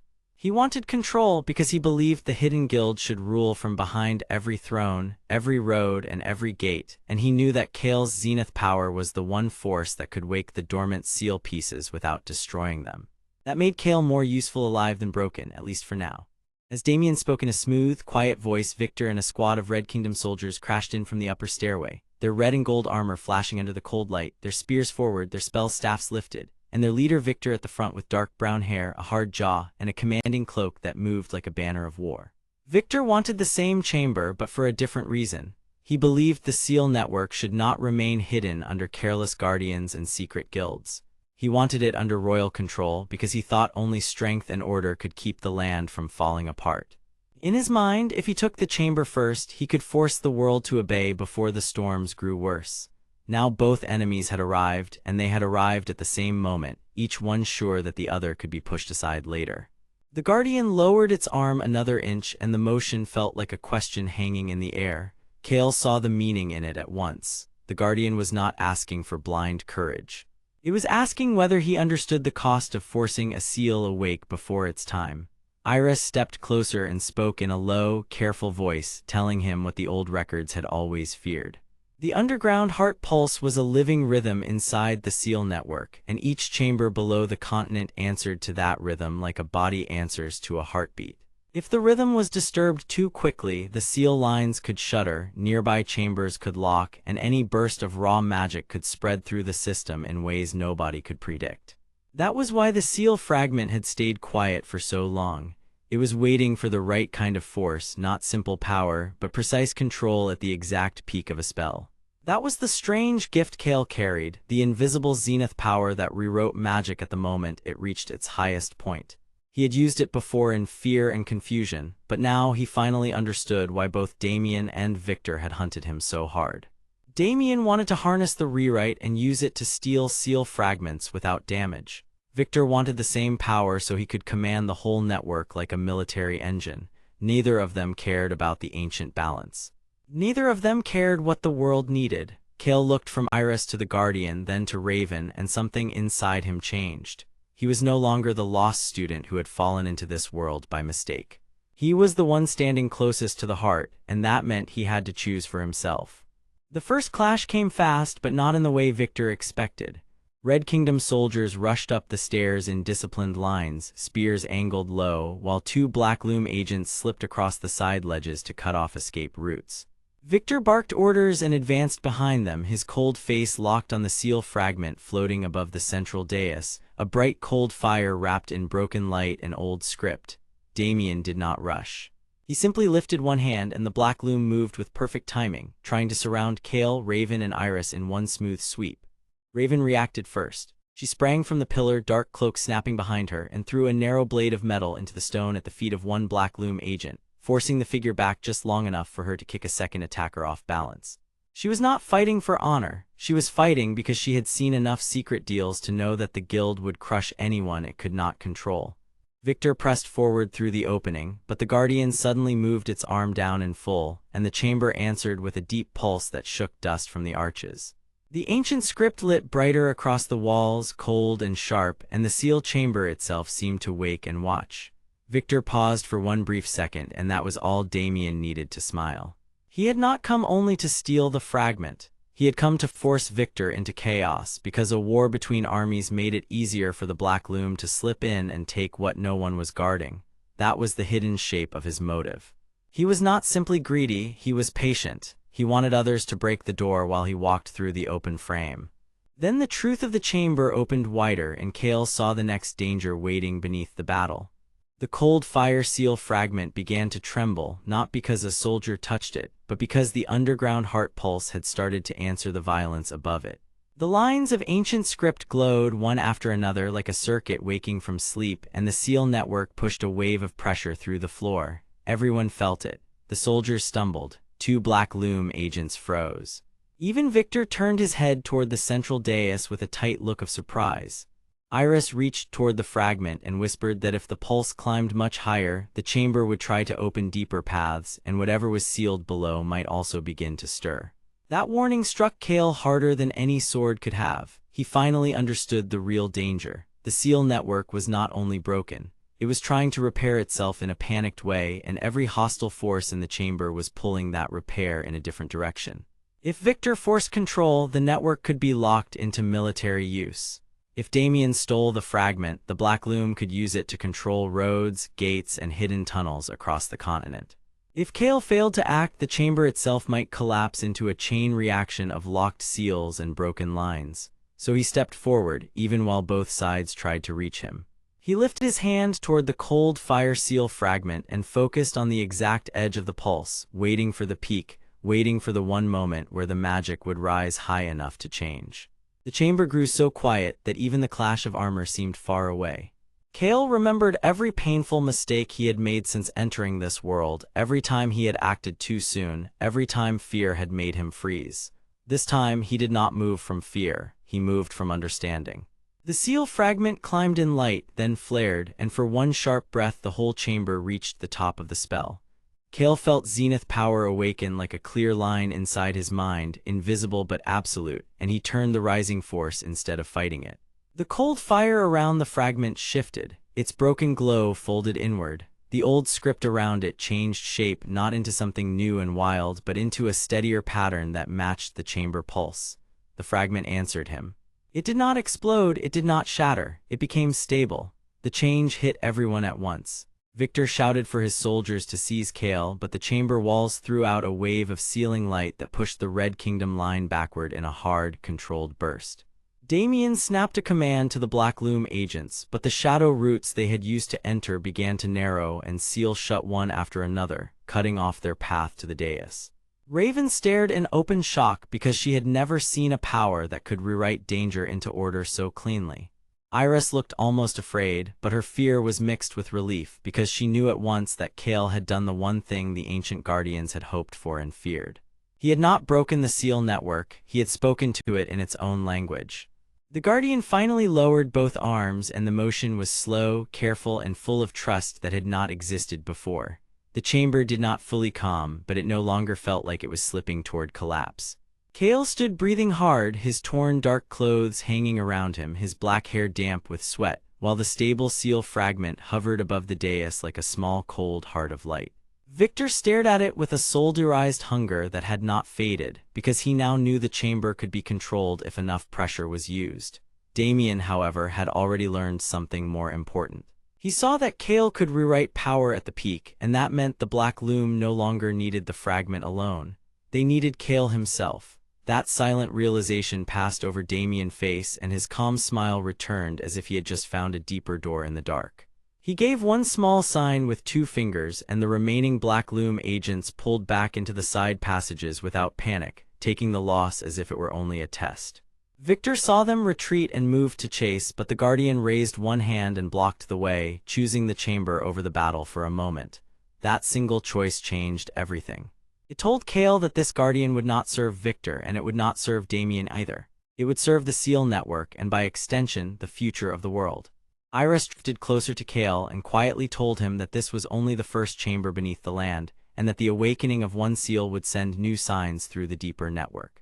Raven wiped dust from her sleeve and muttered that if they survived the next hour, she would want a very long explanation from all of them. Kael almost laughed, but the sound never came because he could feel it too. Somewhere far below, another pulse answered the chamber, weaker than the first, but clear enough to warn him that the deeper seals had noticed the change. And from the dark tunnel where Damien had first arrived, the soft, calm footsteps started again, as if someone else was already coming to see what Kael had just awakened. The chamber stayed silent for one hard breath, and that silence felt wrong. Cold blue light washed over broken stone, while the old script on the walls glowed like waking eyes. Kael stood near the center with torn dark clothes, black hair hanging in his face, and tired eyes fixed on the fragment in his hand. Iris hovered beside him in soft light and broken mist, her silver-white hair drifting as if the air itself could carry her. Raven kept low near the stairs, her black hair hidden under a dark hood, her sharp eyes moving from shadow to shadow. Victor stood with red and gold armor shining under the seal glow, his dark brown hair unmoving, his jaw tight as he watched every corner. Damien remained near the tunnel mouth, calm as ice, his black hair neat, his dark robes clean, and his smile thin enough to make the skin crawl. The problem was now plain to all of them. Kael had touched the seal fragment, the chamber had answered, and if the deeper network opened the wrong way, the entire underground system could fail. That system did not just hold magic. It held the storms, the pressure, and the balance of the land above. If it collapsed, the war outside would become only the first disaster. Victor wanted the fragment because he believed power should be seized and used by force. Damien wanted it because he believed control of hidden things was better than open war.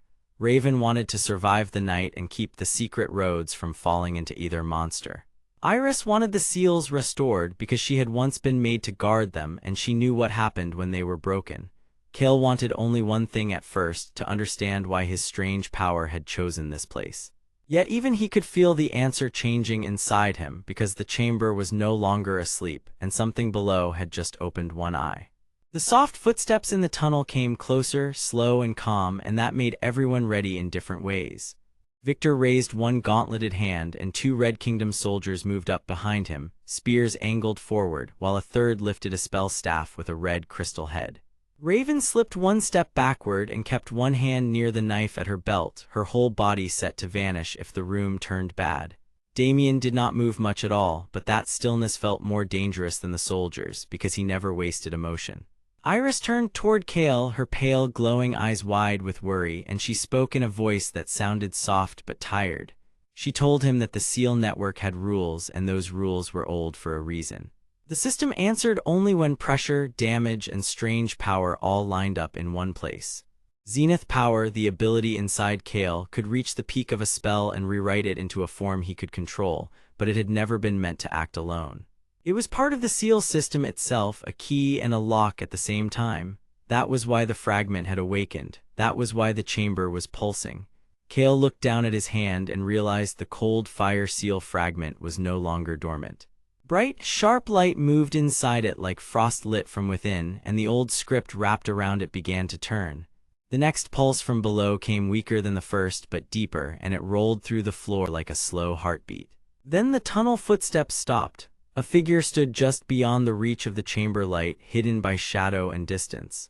Damien watched that shadow and gave a small nod as if he had expected it all along.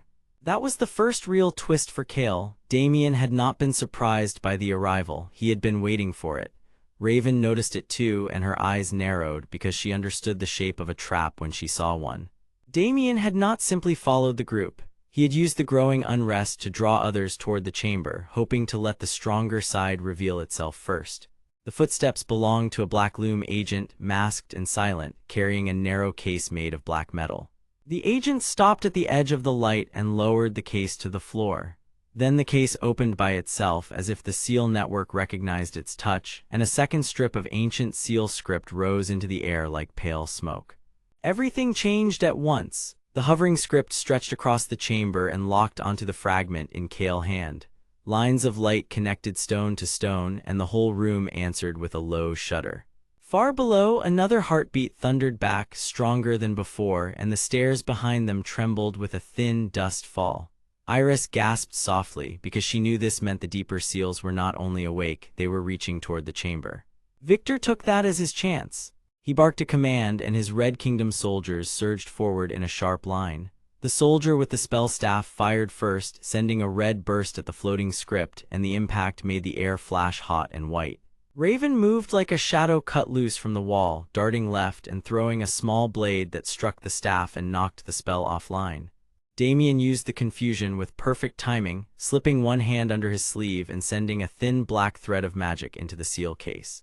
It was not an attack, it was a command. The case snapped shut, then reopened, and a second black loom agent stepped from the dark tunnel behind the first, followed by a third.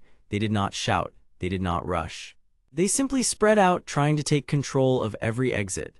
Kael felt panic try to climb into his throat, but then the fragment in his hand flashed cold white, and the chamber gave him a clear feeling, almost like a thought. He understood without words that the seal wanted completion, not force. The old network did not answer violence well. It answered pattern, balance, and timing. Kael looked at the floating script, then at the red blast fading in the air, then at the black threads creeping from Damien's hand. He finally understood what Zenith power truly meant here. It was not just copying magic. It was catching the exact peak of a spell and changing its shape before it broke the seal system apart. That meant he could redirect both Victor and Damien if he timed it right. It also meant one mistake could open the wrong layer of the chamber and wake something nobody could stop. Kael stepped forward before fear could drag him back. That alone shocked Raven, because only a few moments before he had looked like a lost student dragged out of another world. Now he looked at the chamber like it was speaking to him, and he was finally answering. The floating script bent toward the red burst from the spell staff, and Kael moved the fragment into the center of that light. Zenith power snapped open inside him like a hidden door. For one bright instant, the red spell reached its peak, and Kael rewrote it. The violent fire folded inward, changed color, and became a ring of cold blue force that wrapped around the black loom threads instead of the seal script. Damien finally showed surprise. His calm face broke for just one moment, and that moment was enough. The black threads froze, then shattered into harmless sparks that drifted into the stone floor. Victor shouted in anger and slammed his armored fist against the ground, but the seal chamber had already chosen a new path. The fragment in Kael's hand rose into the air and joined the old script, and the chamber answered with a broad pulse that pushed everyone back without hurting them. The soldiers staggered, the black loom agents lost their balance. Even Damien had to slide one foot back to keep from falling. Then the shadow at the tunnel mouth moved at last, and the newcomer stepped into the chamber light. It was a woman in a plain gray travel coat with auburn hair tied back and a watchful face. She was not one of Victor people, and not one of Damien people either. She looked at the floating seal lines, then at Kael, and spoke one simple sentence. She said the same thing she had said to the wrong people in 3 different towns. The lower seal had opened sooner than planned, and now the next chamber was already searching for a guardian. That was the second twist, and it landed hard because Iris went still at once. She whispered that name with fear and hope mixed together. The woman was the missing keeper sent long ago to map the seal network, and she had survived the dark roots under the continent by hiding from both kingdoms and guilds. She had not come to save Kael, she had come to see whether the network had found a new bearer, and when she looked at the fragment she said the truth aloud. Kael had not simply awakened a power, he had been accepted by the seal system. The chamber trembled again, but this time the sound came from deeper below, not above. The stairs at the far side lit one by one, and the old script along them began to scroll in a slow chain of pale marks.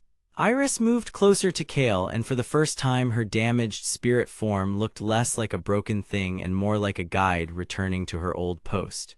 She told him that the deeper seals were not dead, they were calling. They had waded through war, theft, and neglect, and they now needed someone who could hear their pattern without breaking it. Kael listened, breathing hard, while Victor and Damien both watched him for different reasons.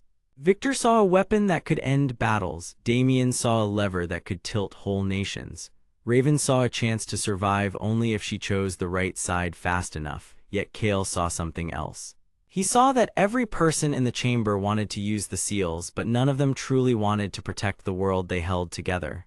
That thought changed him. He was no longer just confused or scared. He understood that power without care would destroy the very thing it promised to save. So when the new keeper asked him if he would go down into the next chamber, Kael did not answer like a stranger. He answered like someone who had finally accepted a burden. He said yes, but he also said he would not let Victor take the fragment, and he would not let Damien turn the seals into a hidden chain. The room went quiet again, not from safety, but from the start of a larger danger. Because somewhere under the stairs, the underground heart pulse sounded once more, stronger now, and the whole chamber leaned toward it like a living thing waking up fully. Victor lifted his weapon. Damien smiled again, thin and cold. Raven drew her knife and moved to Kael's side because she had decided that if the world was about to fall apart, she would rather stand near the person who had just made the chamber obey. Iris looked down the glowing stairs and whispered that the next chamber would test them in ways this one had not. Then the camera of the moment would have seen all four of them framed against the cold light, with the path below opening at last, while the footsteps in the tunnel began again behind them, closer than before. The stairs dropped into a deeper world where the air felt older and colder. Blue light moved across carved stone, and the underground heart pulse grew louder with each step. Kael led the way, still tired, still unsure, but now ready to trust what his strange power had shown him. Iris floated close beside him, her silver-white hair shining softly because she knew the seal network was waking and that the land above would fail if this chamber stayed broken. Raven moved behind them with her black hair hidden under her hood, one hand near her blade, watching every shadow. The gray coat keeper, a serious woman with auburn hair and a worn gray travel coat, stayed near the wall and explained the truth in a low voice. She said the seal network was never made for treasure or glory. It was built to hold back storms, keep the ground steady, and protect every city above. Damien wanted its fragments because he believed fear made people easy to rule. Victor wanted the same power because he thought only strict control could save the kingdom. Then the next chamber opened and the trap revealed itself. Ancient seal script rose in bright lines across the floor, and the cold fire seal fragment floated at the center like a sleeping star. The chamber wanted a choice, not a fight. Kael understood at once that Zenith power could only work if he reached the exact peak of the spell and rewrote the seal with a steady heart. Behind them, the footsteps grew louder, and Victor and Damien both entered at the same time, each ready to seize the fragment for their own plan. For one sharp moment, even Raven looked torn between escape and loyalty. Kael stepped forward anyway. He did not fight for control now. He chose to protect the people above, the allies beside him, and even the broken world under his feet. When the enemy magic rushed in, his power struck the perfect peak and the seal answered. Light surged through the chamber, the script joined together, and the hidden path sealed behind the invaders. Victor was driven back, Damien lost his grip on the fragment, and the Black Loom scheme collapsed in silence. Kael looked at Iris, and for the first time he no longer seemed confused. He stood as the one person the chamber had been waiting for, and the world above finally had a chance to breathe again.